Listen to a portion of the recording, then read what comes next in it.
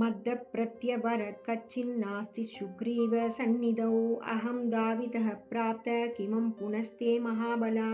न हि विकृष्टा भ्रेष्यन्ते इतरे जना दतलं परितापेन देवी मन्युर्वै यवैतु ते ये गोत्पादेन ते लङ्गामेष्यन्ति हर्यूदपा मम भृष्टकदौ तौ च चन्द्रसूर्या विवादितौ द्वत्सागसं महापागे नरसिंहा वागमिष्यतः अरिग्नं सिंह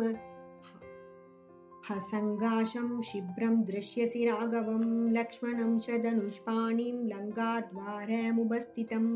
नगदं श्रयुधान् वीरान् सिंहस्सार्दूलविक्रमान् वानरान् वारणेन्द्रापान् शिब्रं त्रश्यसि सङ्गतान् शैलाम्बुदनिगाशासनां लङ्कां मलयशानुषी नर्दतां कविमुख्यानां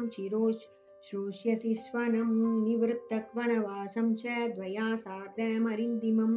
अभिषिक्तमयोध्यायं शिब्रं त्रश्यसि राघवं ततो मया वाग्भीरदेन भाषिणा शिवाभीष्टाभिरवे प्रसादिता जगाम शान्तिं मम मैथिलात्मजा दवाभिषोगेन तदाभिपीडिता इष्यार्थे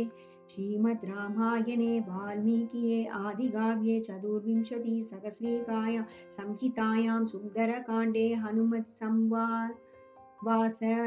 वचनानुवादो नाम अष्टमः सर्गः।